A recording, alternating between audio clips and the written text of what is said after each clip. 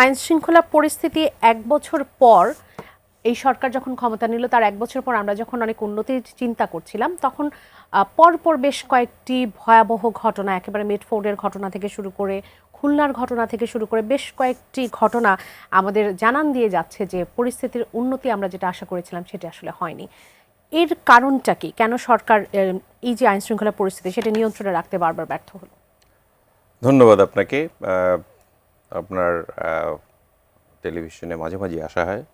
তো আজকের এখনকার দিনটা এখনও যে আমরা আসছি একটা উৎকণ্ঠার মধ্যে আছি, কিন্তু যে দেশের পরিস্থিতি ঘোলাটে করার জন্য একটি রাজনৈতিক দল, আপনার বিশেষ করে দুইটি রাজনৈতিক দল, এনসিপি এবং জামায়াতে ইসলাম, আমি নাম ধরেই বললাম, তো তারা বিশৃঙ্খলাটার সৃষ্টি করছে।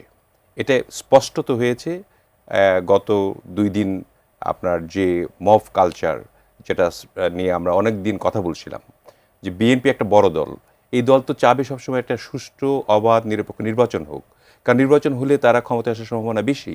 সেই জন্য আমরা কিন্তু সবসময় এই সরকারকে সহায়তা দিয়ে আসছিলাম, কিন্তু সেই সহায়তাটাই সরকার হয়তো নিতে চান না।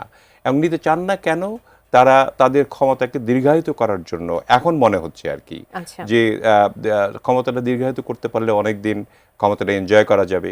তৎসঙ্গে যেহেতু সুবিধাপ্রাপ্ত এনসিপি এবং জামায়াতে ইসলাম, তারা দুইজনই মানে সরকারি দল হিসেবে নিজেদেরকে প্রচারণায় ব্যস্ত এবং তারা সুবিধা ভোগ করছে, সেই কারণে তারা চাচ্ছে বিভিন্ন ছোট ছোট ঘটনাকে কেন্দ্র করে একটা বড় ঘটনা, সোহাগের ঘটনা আমি বড় ঘটনাই বলবো।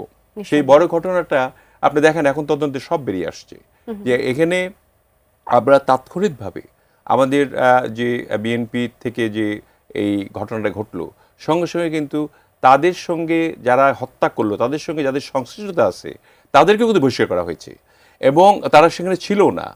আর যারা হত্যা করলো তাদেরকে আপনার এখন পর্যন্ত ধরাও হলো না। আইন শৃঙ্খলা পরিস্থিতির অবস্থা দেখেন কীরকম।